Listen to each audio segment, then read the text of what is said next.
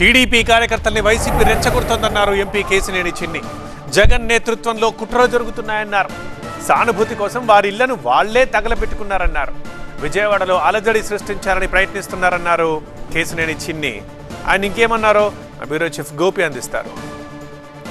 ఆంధ్రప్రదేశ్లో కూటమి ప్రభుత్వంపై వైఎస్ఆర్సీపీ నేతలు చేస్తున్న మాటలు కానీ దాని తర్వాత పరిణామాలకు సంబంధించి ముఖ్యంగా చంద్రబాబు కూడా పార్టీ నేతలతో టెలికాన్ఫరెన్స్ నిర్వహించారు.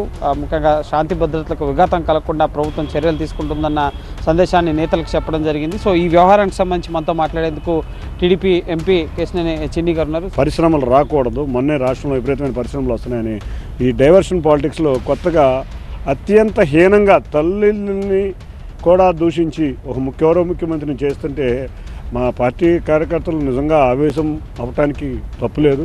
కానీ మా నాయకులు చెప్పిన మీద ఎవరికాళ్ళు శాంతియుతంగా ధర్నాలు చేద్దాం అనుకుంటే మళ్ళీ రెచ్చగొట్టి మనం చూస్తే రెచ్చగొట్టిన విధానం కూడా చూస్తే చాలా బాధాకరమైన విషయం. అయినా కూడా ప్రశాంతంగా ధర్నా చేస్తూ ఉన్నాం.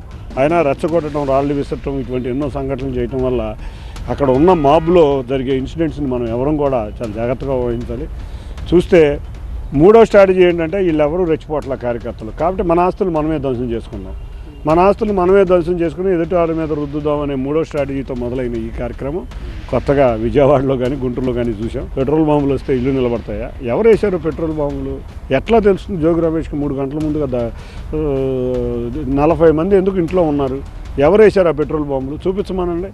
పోలీసుల విచారణలో అన్నీ తేలుతాయి. సెల్ఫ్ డిస్ట్రక్షన్ ఆఫ్ ఆస్తులు చేసుకుని ప్రజల్లో సింపతి తీసుకురావాలని జగన్ రెడ్డి యొక్క మూడో నాటకమే ఈ పెట్రోల్ బాంబు.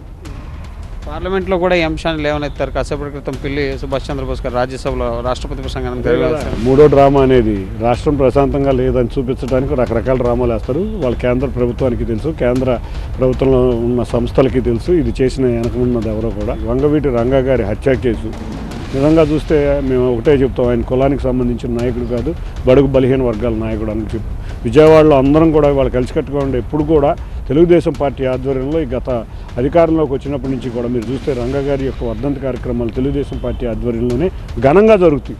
అటువంటి రంగా గారిని మళ్ళీ తీసుకురావడం ఎవరున్నారు? ఇప్పుడు ఏ పార్టీలో ఉన్నారు? ఇప్పుడు రంగా గారు హంతకులని మరి ఆ రోజు నిర్ధారించిన వ్యక్తులు ఏ పార్టీలో ఆకు రౌడీల కింద ఎన్టీఆర్ జిల్లాలో నడుస్తున్నారో వాళ్ళ రాష్ట్ర ప్రజలందరికీ తెలుసు.